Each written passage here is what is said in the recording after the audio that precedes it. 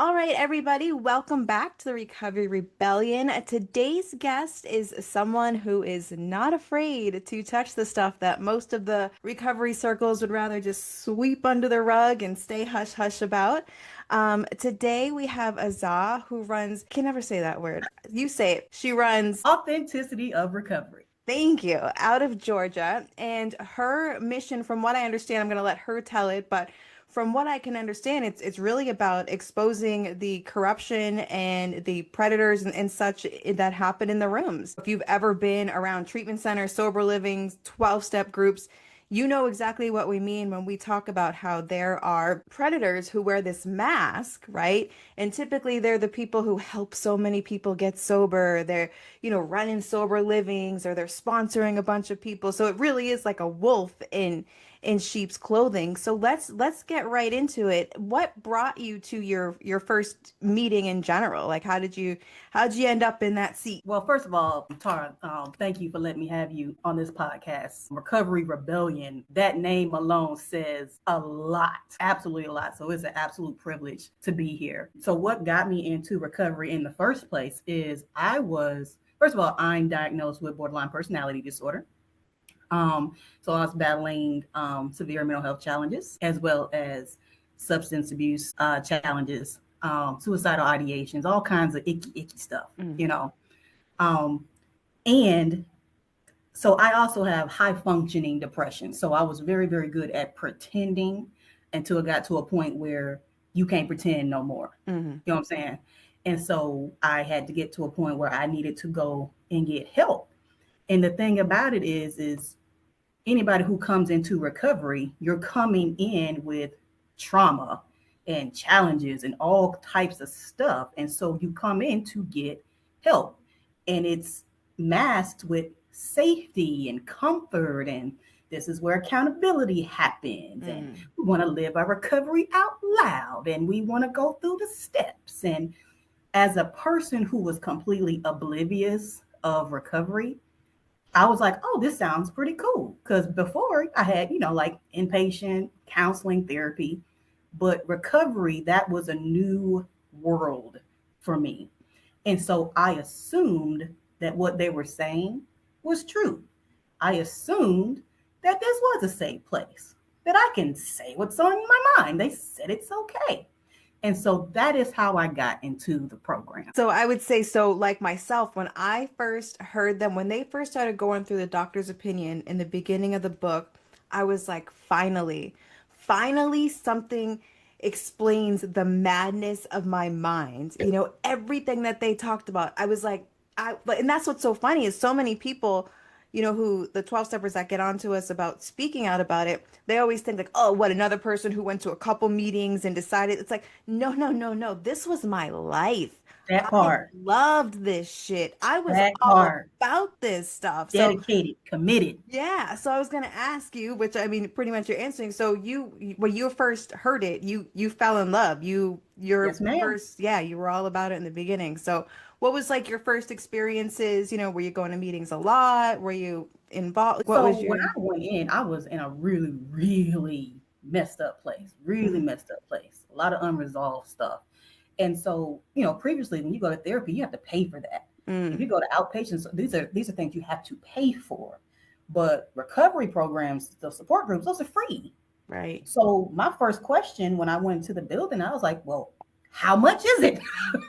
And you know what I'm saying? Like the dude was like, oh, everything is free. And I was like free, or like, is there a plan? Like in 30 days, I gotta, submit like what you mean? Like, what I'm saying? I got to get the for real, for real. Right. And he was like, no, it is free. And I was like, oh shit. And so I started going to the meetings. And starting hearing other people going through their stories, and you get comfortable saying things that you wish you could say, even like in therapy.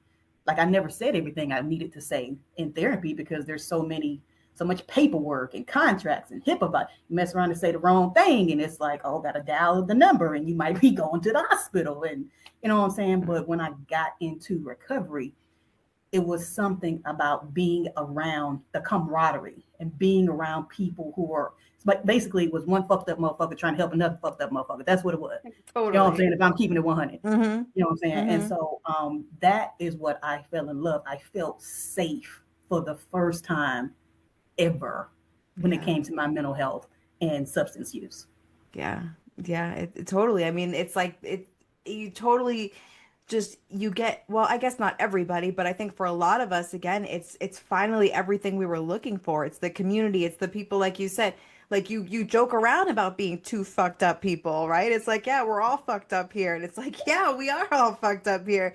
But when you step away from it and you see how fucked up that is, that we're all trying to help one another and we can't even help ourselves, a lot of us, it's really just, it's one of those things that you don't see it when you're in it. When you're in it, you see the rainbows and the butterflies. But what was like your first red flag? Was there, something that happened that you were first like, let me back up for a second here. Ooh, now we're getting to the nitty gritty. So even though I was struggling, I was not struggling to the point where I was really vulnerable to where certain types of people, specifically certain types of men, could push up on me. Mm, Okay. Um, and in those spaces, it is full of broken, vulnerable people. And like you were saying, you're at your lowest, lowest, lowest, and you just want to breathe. You want to see something that's not dark, hmm you know. And so I can see how certain things that happened, how certain women got caught up in it. Um, but at the time, I just wanted to do my recovery. So there was a guy at one of the programs. So I went fluctuated between three programs. So there was a guy at one of them who he had a very hard time with the word no. mm, He had a very hard time with rejection, mm. very aggressive type guy. Okay. And it made me very uncomfortable. Yeah. Um, like we would like be in meetings and like he would like purposely like come very like testing the boundaries type thing. And so when I left that place, I went to one of my other centers and talked about it with one of the managers. And I hadn't been with anybody for years, like personally. And she knew that. And so when I told her, I said, "Hey, there's this guy. I really wish he'd leave me alone. I'm not really here for that." And this is the manager, by the way. And her response was, "Well, you haven't been with a man in a while. What did you do to make him keep pursuing you?" Mm. Now, at the time, I was just like, "Well, I don't think I did anything." And she was like, "Well, you're new in recovery. Are you sure you didn't say anything? Let's talk about what you did." And it was like, what the fuck? But looking back, had I was if I was who I am now back then, I would have said I didn't do anything wrong. I set a boundary. I told this man no. Mind you, this same man is now doing a life sentence for murder. Okay. So just in hindsight, it's like at what point do we discuss things like that? And that was fresh new in recovery. Okay. I'd say another red flag was when I was talking to the executive director of one of our programs. And there's a lot of things going on with my advocacies now, so I'm not going to name any names, but I mean, it's a lot. We'll get into that later. Um, but so when I talked to the manager, I just wasn't comfortable with her response. So I talked to him. And over time, he and I became pretty close. And so I talked to him about it. And it was a very nonchalant type of response, kind of like, "Well, I'm sure everything will work out. I'm sure everything will be okay." Like there was never any direct accountability for that. You know what I'm saying? And in the middle of the conversation with him, it's like he just randomly started talking about missionary.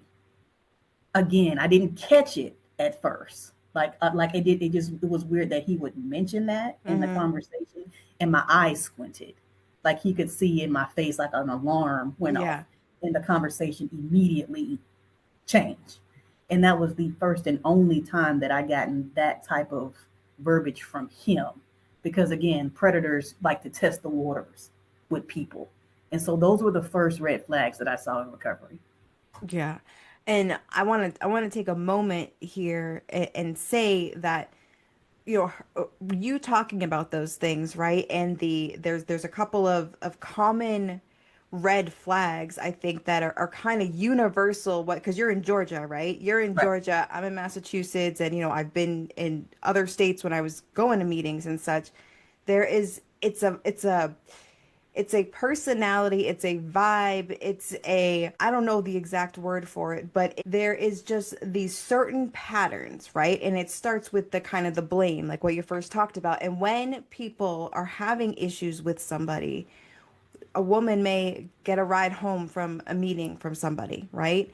And this man may make advances on her, and the sponsor, typically what the response would be, well, why would you even take a ride home with him in the first Mm, place? What were you looking for? You must have been looking for some sort of attention. So those are the common themes. That's the word I'm looking for. Themes that are, no matter what state you're in, no matter what meeting you're in, these environments breed that that that person. You know what I mean? Those type of people thrive in these environments, and that's why someone in Georgia, someone in Massachusetts, someone in Finland, someone in Germany, someone everywhere, we have these worldwide collective experiences that it's so important, because I know some people will always say, well, we'll just pick a different meeting. There's bad people everywhere is the common one. There's bad people everywhere. And I want to just stress that absolutely, there's bad people everywhere. A common one I get is there's even bad doctors. So are you going to stop going to the hospital too? It's like the point is though, it's the environment that breeds these type of people and allows them to go on with zero accountability, right? If a doctor gets caught, he's getting fired, sued, whatever. there you go. If so and so gets caught, the girl's probably going to get persuaded to go to a different meeting and stop coming there because he helps a lot of men get sober. So it's just it's completely it's really It's fucked frustrating. up. Yeah. I mean, it's and the thing what makes it even worse than those other scenarios is these are people at their lowest. These Right. are people that are really looking and needing some serious help. And you're preying on them at the absolute worst time of their life and re traumatizing them from what they were trying to heal from in the first place. You know what I'm Exactly. saying? It's such a disgusting reality Right. because, like you said, this is not an isolated incident, and I've heard that. Oh, that's just that program. Oh, that's just you, and it's like, no, Mm-mm. it's not just me. This is No. everywhere. Like the term 13 stepper is a common terminology Universal. in many settings.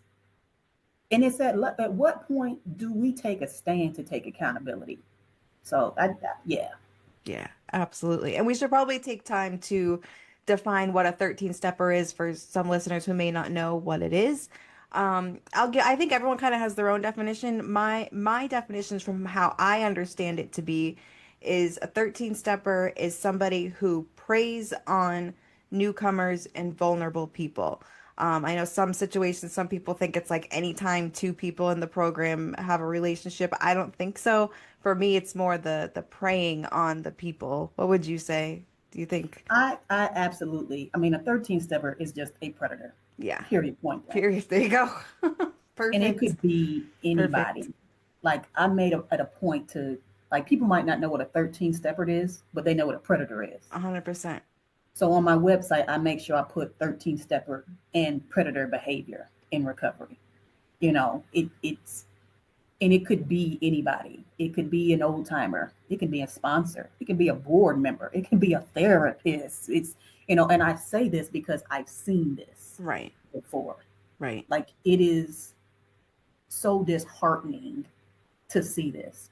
And one thing about recovery, they have, you got your 12 steps, they want you to have empathy and compassion. They give you all these things, but what they don't provide is critical thinking skills. Hmm. They don't provide a need to find your own individuality and identity, not doing what somebody told you to do, but what do you think?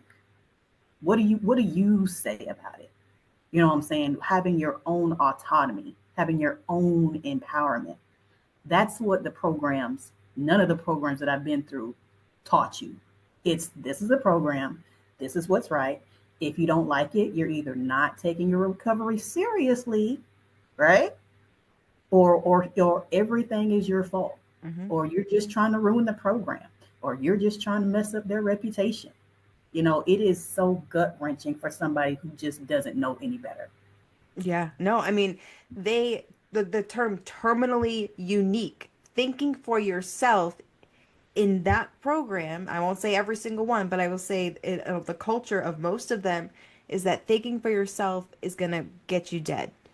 If you think for yourself and don't think like us and don't do what we do because what we do is the right thing to do to get sober and stay sober, you're going to end up dead because your best thinking got you here, right? Yep. So clearly you can't think for yourself. So they break you down so that you don't think for yourself. So then you're more likely to go along with the bullshit, right? And you're more likely to, yeah, there's some bad shit going on over here, but there's bad people everywhere and some are sicker than others and we're all working on ourselves and we're here for our sobriety. It's not, we all have it's all of the shit that just keeps continuously getting swept under the rug. It's insanity, it's absolute insanity. So It's grade A cult culture. That's yeah, what it is. 100%. I mean, That's all it is. literally, like people always say it's not like we don't have a leader. It's like you don't need one specific leader. Like the group itself is the leader. Like the Mhm. all of the things going on, it just operates. It's just a It's the machine. ideology. Yeah, and Yeah. it just keeps The everyone in message. line. 100%. 100%. So how did you go from, you're loving the meetings and you're all about the program. You're starting to see some red flags. Like when were you like, deuces, I'm out. Like no more. Ooh, let me stretch.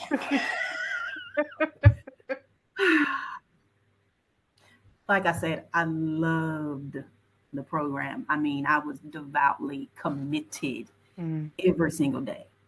I wasn't even just doing coming to group meetings. I started doing performances, and they say, hey, we always talk about doom and gloom. How about we highlight each other's gifts? Let's have a short film, let's have a showcase, and the director let me do all of it.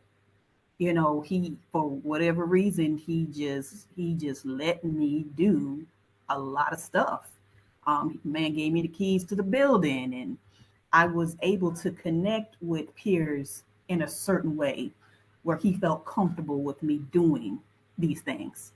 And so, and I loved the peers. I loved my peers. It was like family.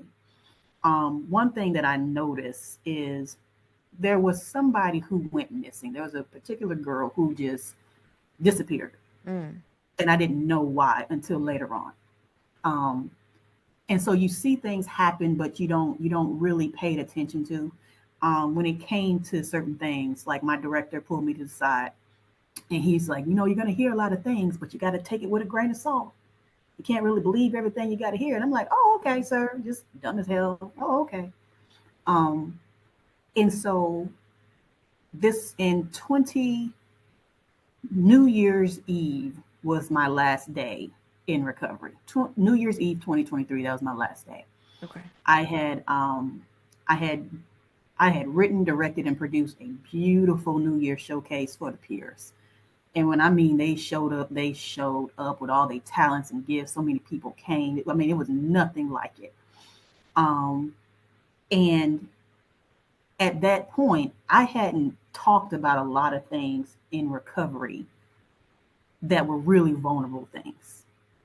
And so I at the end, it took like 8 months for me to even want to be safe enough to do that. And so I did with the director. And so as soon as I displayed my real vulnerabilities, things switched up. Mm. It went from high praise and pedestal, right?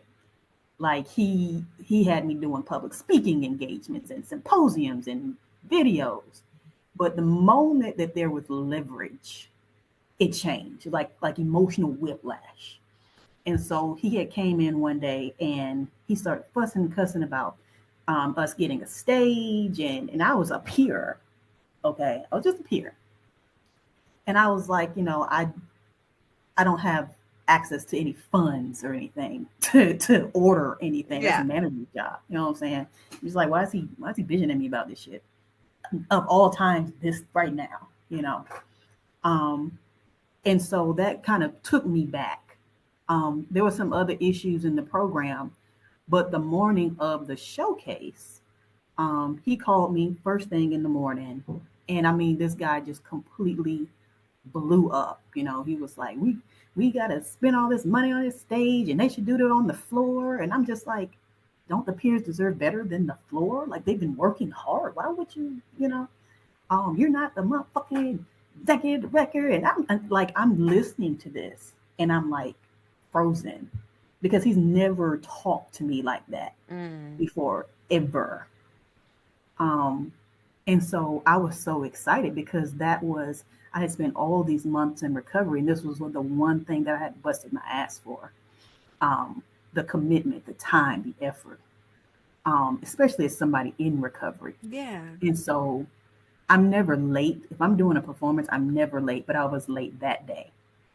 Um, and people were calling me like, "Yo, Hassan, where you at? You coming?" And I was like, "Yeah." I had to gather myself. Mm. Got there, everything was decorated. Um, when we started the showcase, one thing that I noticed is that he acknowledged every single person but me. He never mentioned me at all. It was it was so interesting, you know, and it was like all about him. I had heard people say that he does things like that, and I was like, he would never do that. He would, you know what I'm saying? You don't want to believe that Yeah. until you see it, and it's like, oh, he does do that. Oh, he is this kind of narcissistic piece of garbage. Um, and so, like I said, he and I were close, and so afterwards, I left. And for me to leave, it was almost like a blow to his ego because nobody leaves him. Nobody Mm. leaves the recovery program. You always come back begging. There's it whatever if you have to leave, it's your fault. And so, what's significant about this is um, he had texted me. So this was New Year's Day. Okay, the peers were on high, because they were so excited about that showcase, except for me because I was just like, this is some bullshit, Yeah. you know. Um, and so he had called me, text me, call and text me, call and text me. He texted me at 6 o'clock in the morning saying, check this out. He texted me saying, so I guess too bad for those that you connected with. So much for those that you gave leadership to. I guess that just shows them that love is not consistent or permanent. But have a good day. Not, hey, Azar, are you okay? Hey, Azar, Happy New Year. Hey, Azar, yo, can we talk? Like, it was never any accountability at all, you know. Um, and so when I tried to talk to him going into the new year, it was January 10th. And that's significant because I had gotten to a point, that's my birthday, and I wanted to do something for my birthday for the first time since my twin sister completed suicide in Mm. 2011. And he knew that. Okay. And so I said, yo, can we sit down? Can we talk about this? Sure. In my brain, I thought we would maybe sit at the center, maybe go to a public place. But he waited until nighttime and wanted me to come to his house. Mm.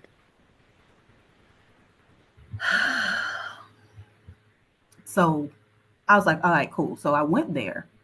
Looking back, I realized he needed me to be isolated.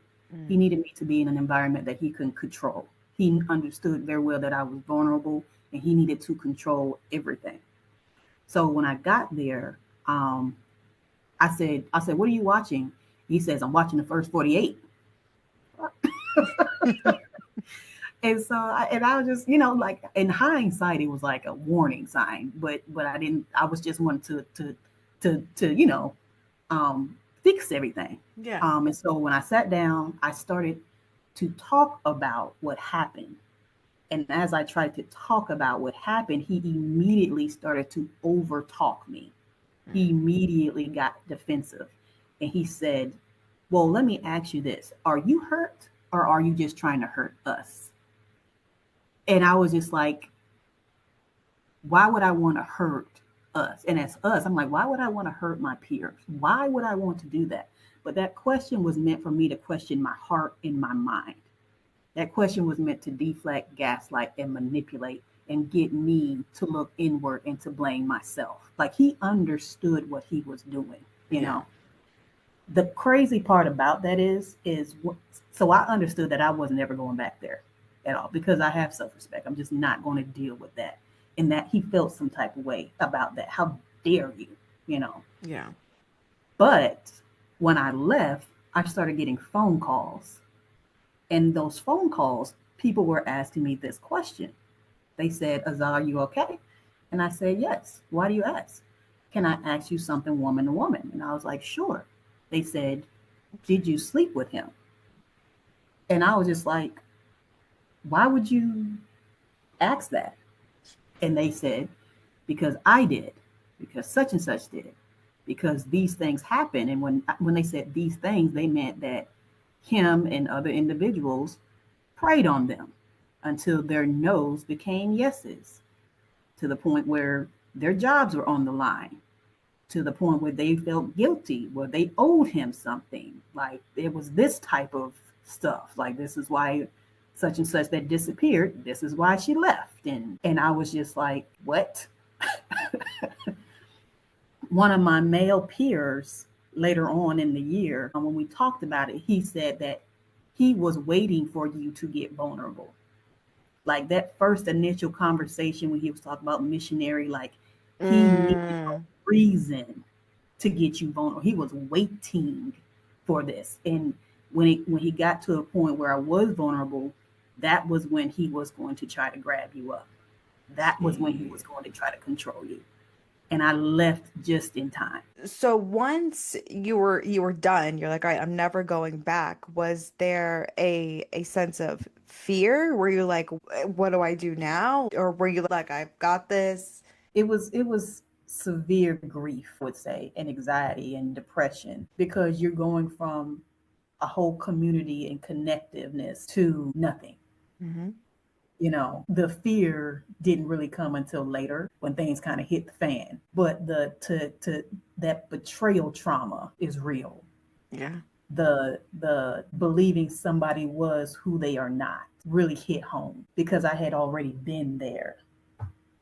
Who's dealt with predators before understands that the invalidation after the trauma can hurt more than the trauma itself. Knowing these women and what they dealt with was gut wrenching for me. Like it felt like something out of a movie. I think that it was almost like putting pieces of a very messed up puzzle together. And it's like the more you put it together and see the big picture, it's like, whoa, Yeah. what is this? This is not what I thought recovery was.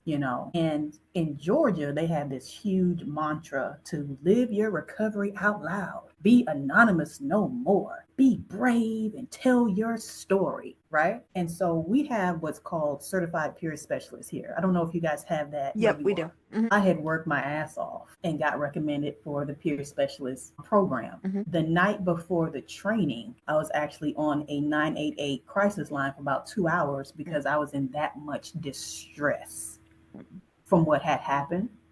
And then the next morning, I got up and did the training like it was nothing. I was a rock star. I am forever being told, Azah, we love your energy, Hmm. but they had no idea what I was carrying. And I knew that I couldn't talk to these people about it because everybody knew what program I came out of. Everybody knew this director. They knew where I came from. And I knew they weren't going to want to hear it, especially not in this training. Right. And so one thing I learned is that um, I learned that they had a code of ethics. I learned that every CPS has to get certified every year through CEUs, continued education units, and there's a mandatory code of ethics that you have to take in order to keep your certification. Right. And so I went through the training and it was supposed to feel, it was supposed to be something that felt good, but I didn't feel good about the training. Like everything that I was learning, I was like, y'all don't really believe this stuff. Y'all don't really believe what you're training us to do. Like when I took my test, we had to sign a code of ethics and sign that we were a mandated reporter, which was ironic because what happens when the mandated reporter needs to be reported? What happens when the code of ethics is violated? And so for me, I was like, okay, so I'm a CPS now. I know these things are happening, so I'm going to speak up about it. Boy, was the backlash for that something else. It was something out of a movie. I've never heard so many excuses and enabling in my life. It was the equivalent of church hurt, where if you talk about this, you're trying to destroy the church. No, I want to talk about that pastor that was raping that 8-year-old girl. It was so many people trying to preserve the reputation of a facility rather than holding predators accountable. And I was just like, there's people relapsing from exploitation and abuse. There's people dying from exploitation and abuse. There's people being hospitalized from exploitation and abuse, not just in the programs that I came out of, but like across the country. Like I started Googling, well, what is recovery program abuse? And that's why I learned what 13 Stepper was. That's why I saw the 13 Stepper podcast from that award winning journalist who was Mm-hmm. awesome. Like I started learning these things and I was like, this is not just here, this is everywhere. Like I started talking to different peers from other programs and respite centers, and it's like, yeah, I've been through this. It's like a known secret. And the more I kept talking about it, the more the excuses became more ridiculous. Like there was one advocate, a mental health advocate. He said, I know the program is corrupt, but you ain't got to tell the whole story. One group leader said, you can live your recovery out loud, but you better not say that. Be careful who you tell that to. You see what I'm saying? It was, well, maybe those girls were being promiscuous. They're addicts anyway. Well, she has a mental health disorder. She's probably overthinking it. You know how they are. And I'm like, these are the same stigmas that we're claiming to be against that you're using against people that are going through this. You see what I'm saying? 100%. A hundred It is, percent. it is such a nauseating reality. And there's so many rallies and mantras and events. And I'm just like, you you care about these people as long as it benefits you, your politics, your pockets, your money, but you don't really like, you want them to live their recovery out loud. But if something happens that questions the ideology, you don't want them to recover out loud. You want them to recover in silence. And in this field, it is so easy to sweep people with substance and mental health disorder under the rug. It is so easy to just say, well, it's so easy to intimidate them and retaliate against them because hey, if they relapse, they can't say nothing. If they in the hospital, they can't say nothing. If they die, good. How convenient for us. It is an awful reality. And so it took time for me to just like I had to process. This was a lie. Yes. The reality. And as I kept going and going, I just saw it wouldn't just, like I said, it wasn't just therapists, it wasn't just sponsored. I'm like, I'm going up the ladder all the way up to boards, even at the board level. We, myself, and some other women who wanted to tell their stories. Some people from other organizations want to say, what can we do about this? When I went to go speak at a board back in June, like you would have thought I said, I want to slap all y'all's mamas the way they got defensive. I mean, I had never seen anything like it. What did they say? Chat. So the question was, it's like, okay, we have a code of ethics. I'm a certified peer specialist. What happens when the code of ethics is violated by leadership? What happens when mandated reporters need to be reported? I said, you all tell us to be brave and live our recovery out loud. And so I said, these are some comments that people have received when they tried to live this particular recovery out loud. And when I started naming the comments, one of them said, I just thought say this is not appropriate for our meeting. You know, we have thousands of people in recovery to think about, not just you and y'all. Mm. One of them was like, I think we've given you guys enough time to talk. This is causing a disruption. One of them even got on there, started laughing and mocking at what we were saying. And this is a board. You know what I'm saying? Like, and I said, this is why people don't want to come forward. This right here, they don't even have a reason to want to come forward because look at how you are acting. I don't care if it's a board meeting. Nobody was rude. Nobody was fussing and cussing. And your response tell me everything I need to know about you. It tells me everything you need to know where you stand. And I told him, I said, this is an embarrassment to the recovery community, to people in health, to people in mental health that you serve. This is an embarrassment, period. I will tell somebody all day long, I don't care about your accolades. It does not equate to your character, period. 100%. Ain't shit is ain't shit. I don't care what your title is, period, point blank. And I understood that, there's people, this is politics, people have loyalties to people, but my loyalty is to peers that deserve better, period, point blank. These are human beings. They're not addicts. They're not mental. They're not whatever they're going through. These are human beings that deserve safe treatment, period. Absolutely. And like you said though, the stigma of people who have a history of substance use disorder makes it so easy for people to dismiss anything. Or if a woman reports something or a man reports something, if anybody reports something, it's, well, like, are they doing it for attention? Did you read that wrong? Or like, why? And it becomes about the greater good of the program, right?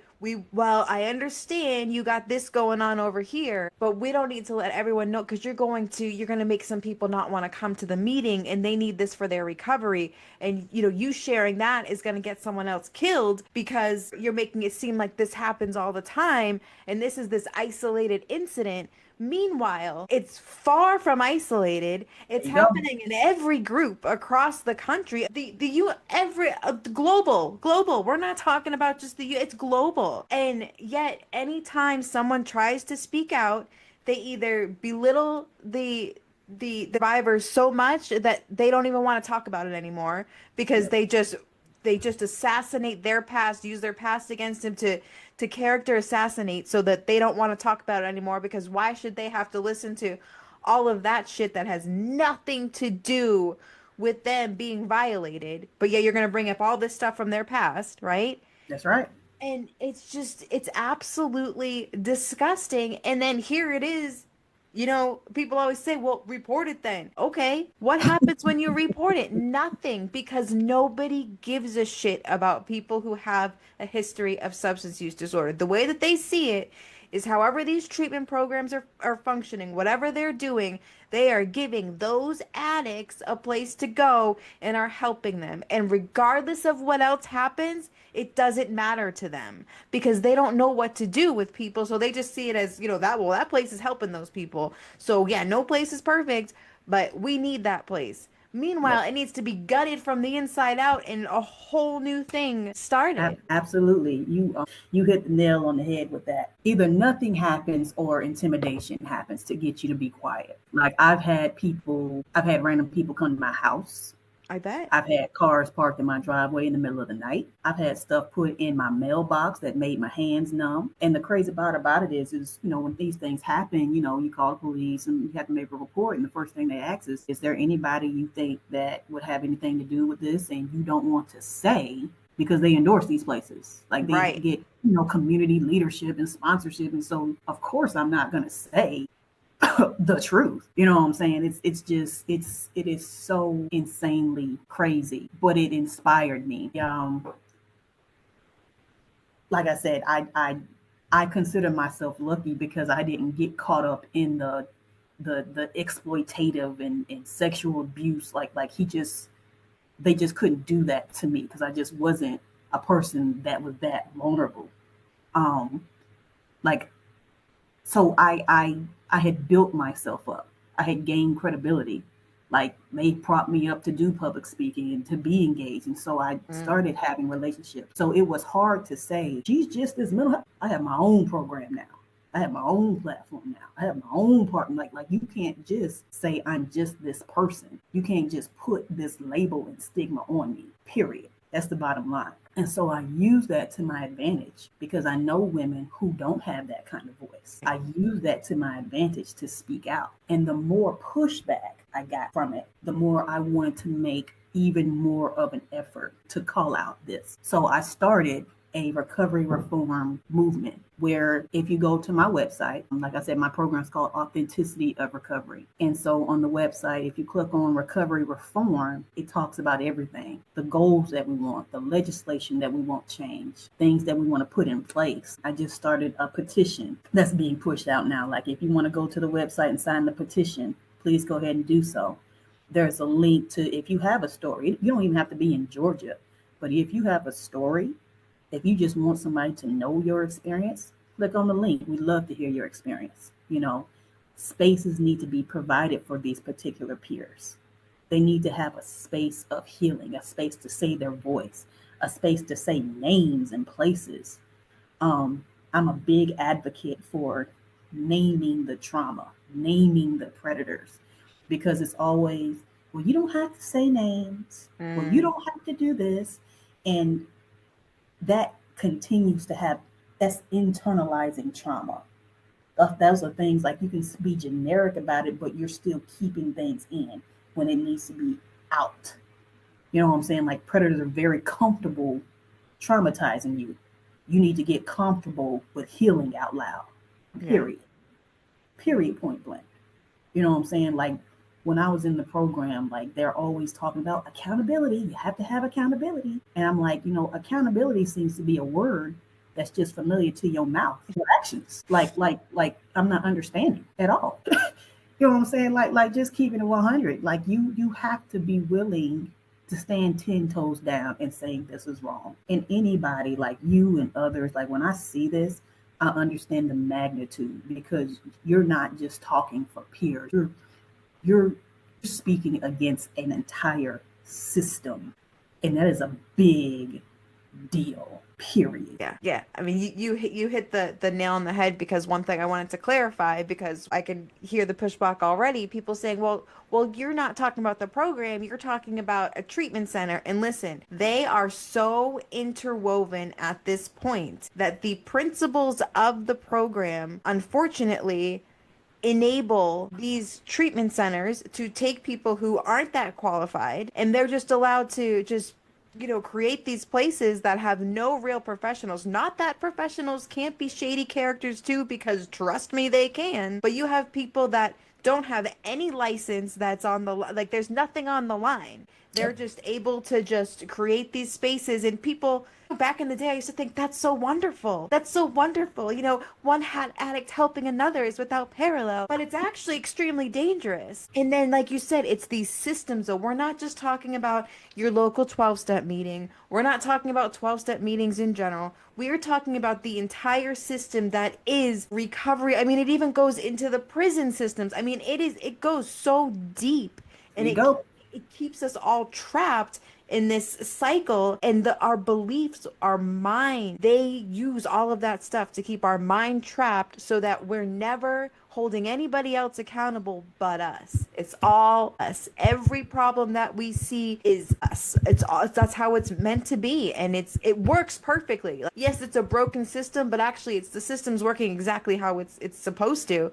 There you And go. it's keeping the beds full and it's keeping us in and out. But now we have a drug supply that's not letting people go in and out as much. Now they're hitting the graveyard. And it's just I love that you're actually because sometimes it's like, what do you do? You know what I mean? Mm, Like, yeah, you share, you speak about it, but nobody gives a shit. So what yep. do you do? Yep. So I love that you have taken a stance and not just said like, hey, I'm like really gonna try and get in the nitty gritty here and Yeah. try to make some real changes. Is that basically how this started? Was everything that you went through, you were just like, here I go? It started by that, but it also started because, like, when my twin sister completed suicide, that was a huge blow to me. And she completed suicide because of people like that. Oh, hell no. So that, like, that's who I dedicated my program to her, but that really is the fuel behind this. Because when I was little, I didn't know better, but I Yeah. know better now.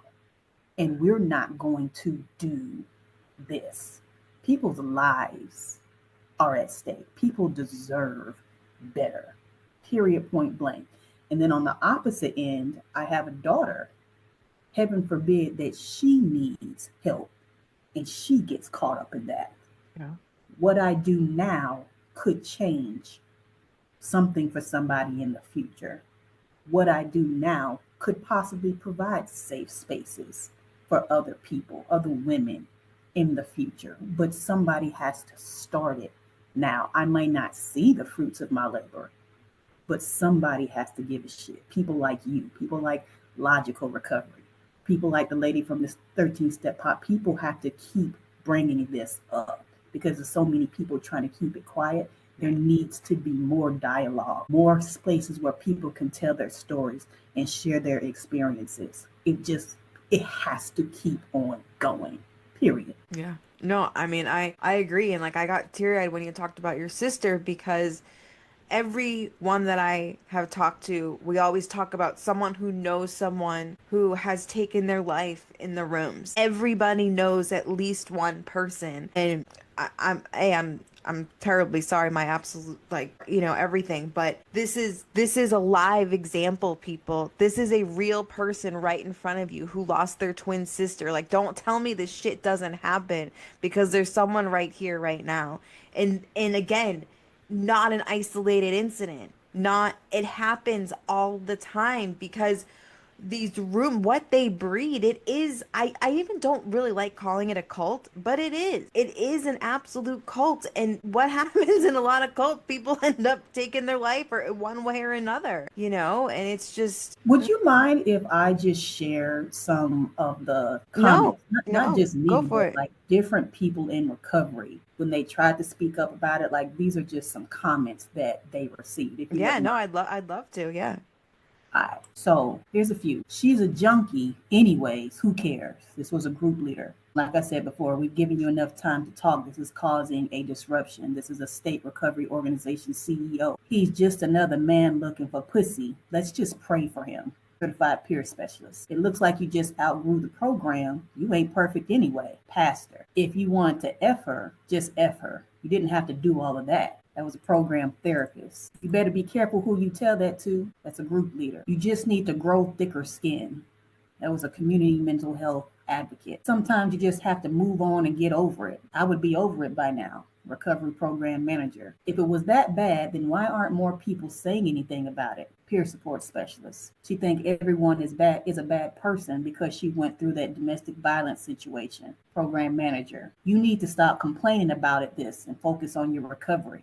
A group leader. We have thousands of people in recovery to worry about, not just you all in your program. State Recovery Organization board member. It's just not a good time to address that right now. Recovery program board member. Well, you got to admit, it's normal, right? An executive director. Those girls were probably being promiscuous. What were they wearing anyways? CPS. I've never seen him act that way. He's such a good guy. Recovery program board member. That bitch is just an addict. Executive director. Let's talk about what you did, certified peer specialist. Well, she has a mental illness. They're probably overthinking it anyway. I'd be over it by now. Let me see here. Just a couple of more. I don't understand why you're so bad. It's not that big a deal anyway. Recovery program manager. They should have known better. Recovery program leader. You're in recovery for a reason. Stop acting like a victim. Recovery program leader. Who cares? She either wants to be sober or she doesn't. recovery program manager. That bitch just wants to start problems. Recovery program therapist. So that's just a few comments that people who have gone through this have received. And And it, not just one, these are multiple programs. and they're again universal victim blaming or survivor blaming things to say. So many people when they speak out, they get it turned around back on them.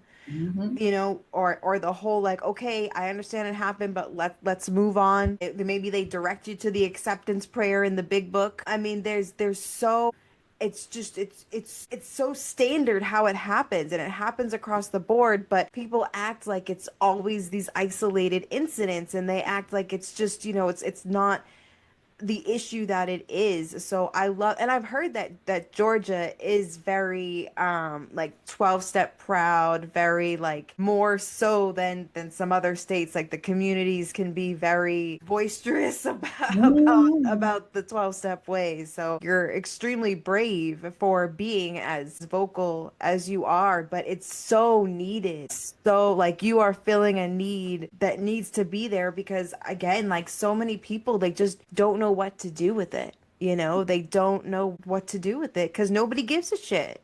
And that's the sad part because usually recovery is like a last resort for people. It's like when these things happen, where else do they go? Like I've heard people say that recovery, therapy, mental health is now trigger words for them that have dealt with this. Like they don't feel safe at all. And I went through that myself. It's like, what is this? How do you process this? And one thing that I noticed is when I didn't know that there was a code of ethics, I didn't know how to report things before I became a certified peer specialist. Like a lot of peers are not even aware of like their rights and where to Right. go and who they don't know this stuff. I didn't know that as a peer.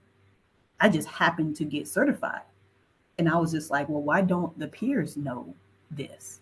And the crazy part is when you go to report it, they'll say, oh, we'll look into it or we'll investigate it. And it's like investigation and looking into it. That's just like, we'll just see what we find out and let you know. In the meantime, people who are causing harm are continue to stay in their positions, Hmm. continue to have access to vulnerable people, continue to cause severe harm. And that's just not good enough for me. It's not. Like to this day, like right now, like I know people still going through this stuff. Hmm. Horrible, horrible situation. And you're just not going to tell me this is okay. Like I have a very strong background. I have been an activist for a long time. I was an Africana Studies in college. I was very militant and outspoken. And I think this is probably one of the hardest things that I've advocated for Hmm. because it's so personal. And it's hard because I'm advocating and healing at the same time. Right. I'm strong and I'm outspoken, but then in my private times, my eyes tear up and the grief comes back. The reality of how sad this is comes back. The people that I've talked to, the situations that I've seen. I mean, I've seen women, one woman I saw her on the floor just crying her eyes out, wishing that she would die because of what some sponsor did to her. Like, this is not okay at all. And like I said, it takes me back to my sister. You're just not going to get me to shut up, period. Well, I'm glad you're not going to shut up, because we need people who aren't going to shut up. It's people get so easily, and I don't even want to say easily, but after a while, you can't take it anymore. It's just constantly closed door, closed door, closed door, closed door.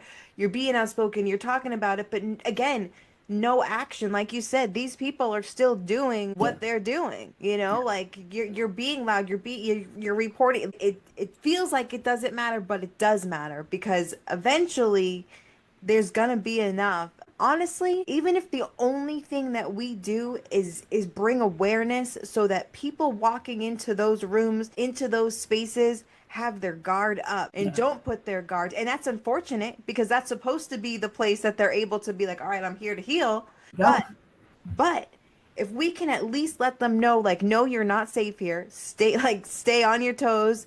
Look around, be aware, trust nobody, unfortunately. I mean, that's something. Zero informed consent walking in those spaces. You're just blind faith all the way around. All the way around. It's just I it's want to highlight something you just said. yeah. It's not safe here. I just want to just pause there for a second and recognize the irony of that statement, because I remember coming across people in the community that needed help. It would have been nice to say, "Hey, you can go here for free services and treatment and all this stuff." But I don't say that anymore out of fear that something might happen to this woman, this single mom with stress and anxiety, and you don't want her to be worse than when she walked in there. So the fact that you have to go into a safe space and say, "Hey, it's not safe," it's like, what the shit is that? Now that more people are talking about it, I always have to encourage people to tell their stories. Yes. Like I said, I got a link on my website on authenticityofrecovery.com. Even if you don't want to report it, tell us your story. We'll keep everything anonymous, but we need more stories, more advocacy, more numbers to show the magnitude of how big this is. If you want to send a video in, send a video in. I want to be able to, I know my stance, but I Hmm. want other people to be empowered and safe enough to tell their stories. People need a reason, and that's why I started it, to people, because people need a reason to speak up. Right now, they're too afraid. There is so much fear in this community. People need a reason to speak up, to talk about it, to know that it is okay to tell your story. You are not alone in Exactly. this at Far all. from alone. You're not crazy. Nope. I don't care how much they gaslit you, shift you, deflected, all that cognitive dissonance. What you feel is real. What you experienced is real. What you saw is real. What was said to you is real. It's confusing because you don't want it to be real in this place, but it is. So, whoever your followers is, send information in, send your experience in. Let us be your voice so that one day you can empower others, and more and more and more and more. And I'm glad you said this was global, because it is. Predators don't just stay in the US, they're everywhere. They go Right. on vacation. They're everywhere. Yeah, I will have a link to your website in the description so everyone will be able to click the link, go on there, absolutely share your story. I'm going to share mine on there. I think the more stories that we can have in one place that we can direct people, especially big, that shit doesn't happen. All right, why don't you go take a look over there? There's a Yeah. collection of them right over there. And I would love to, I'd love to check in with you, have you back on, just check in with you, see what you got going on. I love what Yeah. you're doing, and we'll talk to you again for sure. Yeah. Please sign the petition, guys, and leave a You want to comment. Let us know. tell them a little before we go. Tell them a little bit about the petition. So the petition is on change.org, and there is also a link on the website. So if you Google "No More Silence in Recovery Program Abuse," basically it talks about the story and the need to address this issue in a very big way. Like, we're looking to change legislation and implement policies and having events and having spaces for these peers. And so we're pushing to show the numbers, so the concern in numbers, so that when we do stand in front of legislators, we have Mental Health Day at the Capitol here in Atlanta. It's very easy to talk to legislators here, ironically. And so when we go to talk to legislators, we want to be able to say, "Look, this is how many people have dealt with this. We need, in this 5 minutes that I have to talk to you, this is what I need you to pay attention to, period, point blank."